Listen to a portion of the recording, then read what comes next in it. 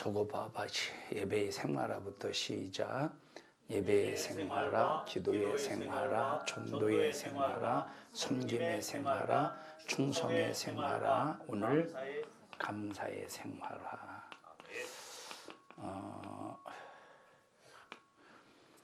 짐승들이 감사하는 마음을 가지고 살까? 짐승에게는 감사하는 마음이 없지. 목사님이 어떻게 합니까? 없어. 왜냐하면 짐승은 본능적으로 살기 때문에, 다시 말하면 인격이 없기 때문에 감사의 마음을 가지고 있지 않아. 인격이라고 하는 것은, 자, 만약에 어떤 사람이 은혜를 입었는데 은혜 베푼 사람에게 감사합니다 라고 하지 않으면 그 사람을 향해 우리가 뭐라고 하지? 뭐 없는 놈? 이런 인격이 없는 놈이라고 말해. 그래서 감사하는, 누가 감사할 줄 아느냐면 인격이 있는 사람이 감사하는 거야. 목사님이 어렸을 때는 예의와 예절을 가르쳤어. 도덕과 윤리를 가르쳤어. 그래서 버스를 탔을 때 노인들이, 또 약자들이, 또 장애인들이 서 있으면 반드시 이제 양보를 하도록 그런 교육을 가르쳤다는 거야. 뭐 지금은 학교에서 그런 걸 가르치는지 안 가르치는지는 모르겠는데, 어렸을 때는, 뭐 어렸을 때 버스 타는데 노인석, 약자석 없었죠. 우리 어렸을 때는 없었어. 지금은 노인석, 뭐 약자석, 임산부석 자리를 만들어 놔도 요즘 젊은 것들은 그냥 눈치도 안 보고 그냥 앉아 있어. 근데 옛날에는 그런 특별하게 구분된 좌석이 없었어도 그냥 앞에 이제 노인이 서 있으면 그냥 자리에서 일어나서 앉아 자리를 양보하지. 그 이유가 바로 뭐야? 인격에 교육이 되어 있기 때문에 그런 거야. 자, 인격. 그럼 누구만 감사할 수 있느냐? 인격이 타락된 사람은 절대 감사하지 못해. 인격이 타락하지 않고 인격이 바로 서 있기 때문에 바로 우리가 감사할 수 있는 거야. 자, 우리가 하나님의 은혜로 살아. 우리 육체도 하나님의 은혜로 살아. 어떤 사람이 식사 기도할 때 일용할 양식을 주셔서 감사합니다 라고 기도했더니 아버지가, 옛날에는 이 밥그릇에 뚜껑이 있었잖아. 아버지를 위한 밥. 그러니까 밥 뚜껑을 딱 열더니 그냥 밥상에서 날려버리더래. 그래서 머리에 맞아가지고 이렇게 찢어져서 피도 흘리는 그런 일들이 있었는데, 이 자식아, 네 애비가 그렇게 힘들게 농사져서 네가 밥 먹을 수 있는 거지. 하나님의 아버지가 너한테 밥 먹여줘? 그러면서 이제 밥주바를 날려서 그렇게 이마를 터쳐버렸대. 우리 육체라고 하는 것도 하나님의 은혜로 살아야 돼. 농사를 지을 수 있도록 공기라 물이라든지 이런 모든 영양분을 이제 빨아서 흡수해서 먹고 살 수 있는 모든 것도 하나님이 주신 공기 때문에 가능한 거예요. 이 산소.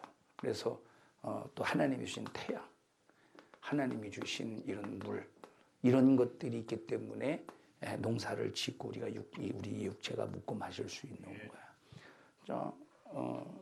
광합성 작용이 태양이 아니면 광합성 작용 하겠어? 태양은 하나님이 만드신 건데, 물이 없으면 진액을 공급받겠어?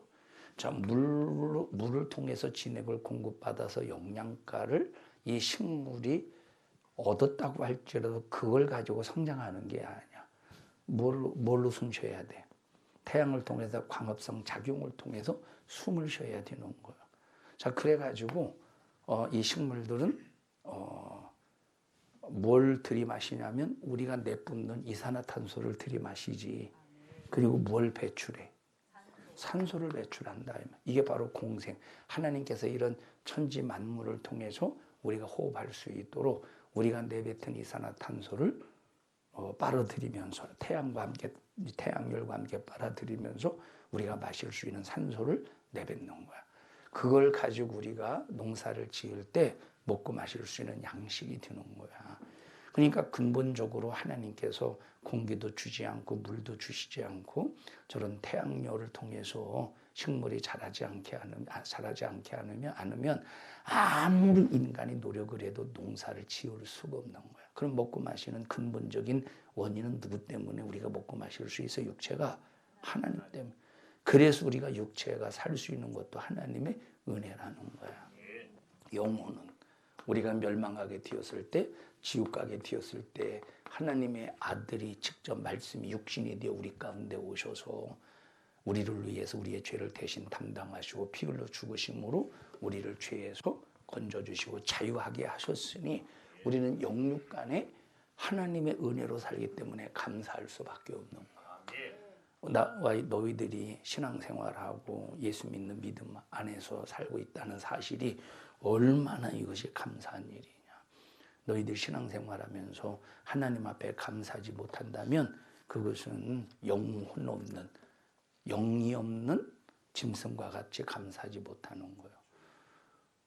짐승도 하나님께서 본능으로 자기가 새끼를 낳으면 새끼를 보호하고 새끼를 양육할 책임을 가지고 새끼를 보호하고 양육해. 그런데 그 새끼들이 부모님 감사합니다 하고 그 은혜를 알까? 부모는 애미는 새끼, 그 다시 말하면 이 암컷과 수컷은 자기 새끼를 본능으로 키운다 이 말이요. 그런데 그 새끼들은 감사함으로 부모님에게, 다시 말하면 지 새끼, 지 애비에게 저 개엄마, 개아빠 나를 낳게 해주셔서 감사합니다 하고 뭐 먹을 걸 갖다 물어주냐, 아니면 입을 옷을 갖다가 물어주냐. 그러니까 이 짐승들은 감사가 없는 거예요. 자기 본능의 유익만을 위해서 살고. 그런데 우리 하나님께서는 우리를 지으실 때 인격체로 지으셨다는 거예요. 그러니까 우리는 인격체로 지으셨기 때문에 하나님의 은혜를 잊고 산다는 걸 절대 잊어서는 안 돼. 하나님의 은혜를 가지고 하나님의 은혜로 산다는 걸 알고 깨달을 때 드디어 하나님 앞에 감사할 수 있는 거예요. 자, 시편 50편에 뭐라고 말씀하셨느냐면 하나님을 잊어버리면 하나님께서 그 사람을 찢어버린대. 하나님의 은혜를 가지고 살면서도 하나님의 은혜를 잊어버리면 하나님이 찢어버리신대. 읽어보자. 시편 50편. 시편 50편 22절.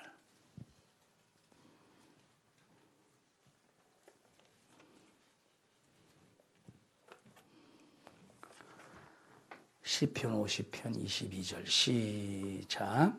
하나님을 잊어버린 너희여 이제 이를 생각하라. 그렇지 않으면 내가 너희를 찢으리니 건질 자 없으리라. 하나님이 찢으신대. 다시 말하면 우리가 하나님 앞에 감사하지 못하면 내가 너희를 찢으리니 라고 말씀하신 것은 하나님이 찢어버린대. 정말로 이렇게 하나님 앞에 찢김당할 때 이것이 얼마나 불행한 일이냐. 다시 말하면 하나님께서 관심을 두지 않는데. 그러면 하나님 앞에 감사를 잊어버린 사람들을 향해서 하나님께서 관심을 끊으면 누가 역사하겠소? 악한 마귀 사단 귀신이 완전히 물어뜯어 찢어버리지 않겠어? 그러면 하나님께서 그걸 보고도 건져내시지 않는데. 우리가 어떤 환난과 어려움을 만났을 때 하나님의 보호받고 하나님이 지켜주시고 하나님의 그 은혜 속에서 보호받기 위해서는 반드시 하나님 앞에 감사하는 삶을 살아야 돼. 감사하지 않으면 절대 안 되는 거예요. 목사님이 이번 미얀마 성에 가서 신학생들에게 그런 얘기를 했어. 야, 니들 잘 들어봐. 한국 경제 어렵다. 지금 정치를 잘못해서 한국 교회가 바닥이야. 자, 대한민국의 경제가 바닥이야. 대한민국의 경제가 바닥인데 너희들 봐봐. 선교사님을 통해서 한국에 있는 돈을 끌어다가 미얀마 너희들을 위해서 투자하는 거. 한국도 지금 어려운데. 한국 교회도 어렵잖아. 한국도 어려운데. 그 이유가 뭐겠어? 너희들을 통해서 이 미얀마를 살리기를 원하시는 하나님의 뜻이라 이 말이야. 그러면 너희들도 신학생으로서 하나님이 쓰시는 목회자가 될 수 있도록 감사하는 마음을 가지고 너희들 그렇게 만들어줘야 되지 않겠소? 이렇게 목사님이 설교했다 이 말이요. 우리는 하나님의 은혜 입은 사람으로서 하나님 앞에 절대 감사를 잊어버리면 안 돼. 어떻게 하신대? 감사 잊어버리면 찢어버리신대. 그러나 23절 시작. 감사로 제사. 자, 제사라고 하는 말은 짐승을 잡아서 짐승의 피로 짐승의 피를 보여서 하나님을 만날 때 그걸 제사라고 그래. 근데 지금은 제사의 시대가 끝났지. 지금은 예배하는 시대야. 그럼 예배라고 하는 것은 예수의 피를 움켜쥐고 하나님을 만나는 삶을, 하나님을 만나는 시간을 예배라고 그러는 거예요. 그래서 감사로 예배를 드리는 자가 하나님을 영화롭게 하는데 그 행위를 옳게 하는 자, 예배를 옳게 하는 자, 감사를 할 줄 아는 사람, 그 사람에게 하나님께서 반드시 구원을 보이신다는 거야. 이 말은 마귀가 아무리 찢으려고 해도 마귀는 찢을 수가 없대. 그래서 감사라고 하는 것은 우리 신앙생활의 절대적인 인격적인 표현이라 이 말이에요. 우리 청년들이 하나님의 은혜로 살고 있음을 항상 잊어버리지 말고 하나님 앞에 감사하면서 하나님의 은혜 안에서 사는 우리 청년들이 되기를 주님의 이름으로 축복합니다. 15절, 14절 보자. 자, 12절 보자. 12절부터 시작. 내가 가령 줄여도 내게 이르지 않을 것은. 자, 하나님이 줄이시는 분이시냐?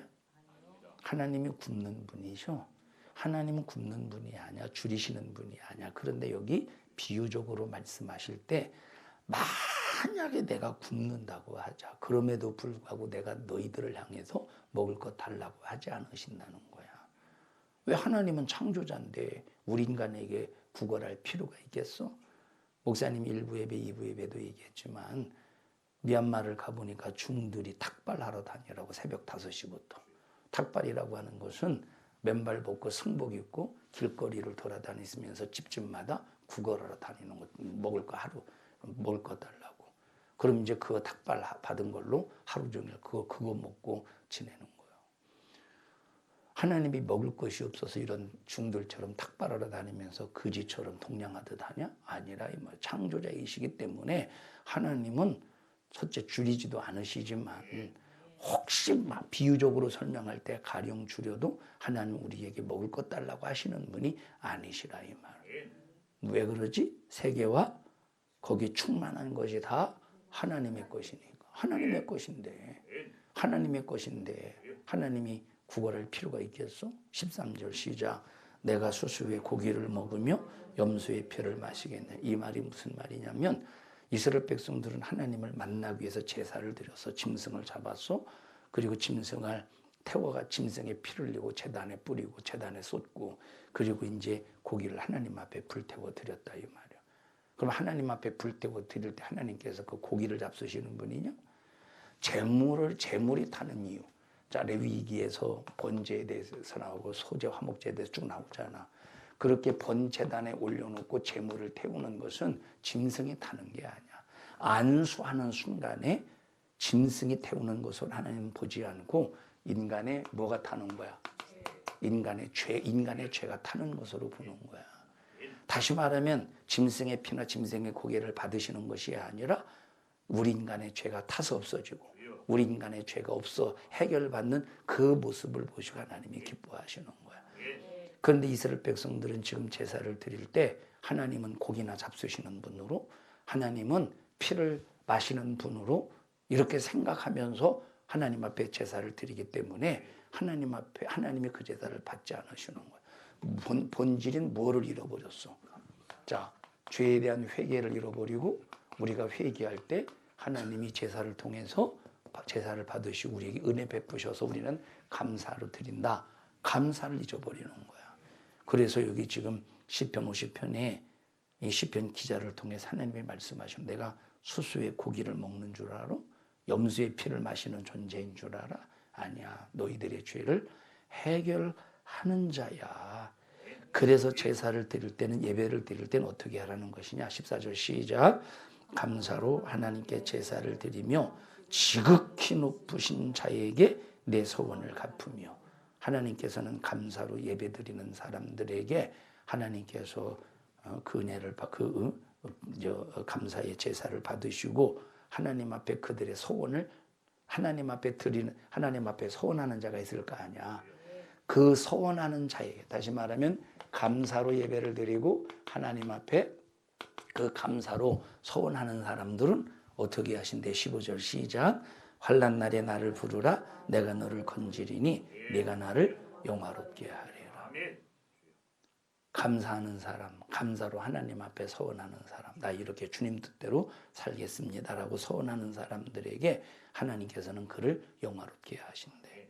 그래서 우리 예수 믿고 신앙생활하는 사람들에게 가장 중요한 것이 은혜 받은 것을 표현하는 거야. 은혜 받은 이 하나님의 사랑에 대해서 감사를 표현할 줄 알아야 된다 이 말이야. 정말로 감사하지 않으면 안 돼. 그래서 예수 믿는 사람은 절대 원망하면 안 돼. 예수 믿는 사람은 절대 불만 불평하면 안 돼. 고린도전서 10장에 보면 이스라엘 백성들이 광야에서 40년 동안 매망했대. 1세대들이. 애굽에서 나온 1세대들이 있을 거 아니야. 광야에서 태어난 2세대들이 있어. 그런데 1세대들은 싹 다 망한 이유가 뭐래? 광야에서 하나님을 원망하다 망했다는 거예요. 그래서 우리는 절대 무슨 일이 있어도 원망하는 습관을 버려야 돼. 하나님 앞에 감사하는 삶을 살아야 돼. 알아서 성령아? 뭐 해야 된다고? 뭐 해야 된다고? 감사해. 뭐에 대해서 감사해야 돼? 누구한테 감사해야 돼? 성령에는 하나님 감사합니다 해봤어? 지금까지 한 번이라도? 밥 먹기 전에 식사 기도할 때 항상 감사해. 평상시에도. 응? 항상 감사해야 되는 거예요. 감사하지 않는 사람을 여기 하나님께서 찢어버리시는 게 무서운 일이지. 하나님 앞에. 그러면 감사할 때는 우리가 감사할 때는 뭘로 감사해야 되겠어? 뭘로? 감사할 때는 뭘로 감사해? 첫째, 우리 입술로 감사해야 되겠지. 입을 열어서 하나님 앞에 감사해야 돼. 두 번째는 물질로 표현하면서 감사해야 되겠지. 그래서 우리가 하나님 앞에 감사 예물을 드리는 거야. 하나님 감사합니다 하고 감사 예물을 드려서 하나님 앞에 감사를 표현하는 거야. 세 번째, 우리가 충성으로 하나님 앞에 감사를 표현하겠지. 하나님 앞에 충성하면서 내 몸을 던지면서 내 몸을 드리면서 하나님 앞에 충성으로 감사를 표현하는 거야. 이거 입술의 고백. 네 번째는 우리가 찬양으로 하나님 앞에 감사를 표현하겠지. 그지? 하나님 앞에 찬양으로 감사를 표현하는 거야. 그래서 감사의 찬양, 감사로 제사 드리는 자가 이 찬양으로 하나님 앞에 감사를 표현하는 거야. 자, 우리가 이제 금방 얘기했지만 제사와 예배는 완전히 다른 거야. 제사는 짐승을 잡아서 짐승의 피를 통해서 하나님을 만나는 것인데, 그럼 하나님이 짐승의 피를 통해서 하나님이 만나주는 게 아니야. 거기에는 그들이 누구를 바라봐야 돼? 짐승의 피를 흘리면서 장차 예수님이 오셔서 예수님이 나를 대신해서 피 흘려 죽으실 것을 바라보면서 짐승을 잡는 거야. 그렇게 잡을 때 저것은 짐승의 피가 아니라 누구의 피가 되는 거야? 예수의 피로 인정해 주시는 거야. 자, 그래서 우리 이 제사는 짐승의 피를 잡아서 하나님을 만나는 것이고, 예배는 예수의 피를 통해서 하나님을 만나는 거야.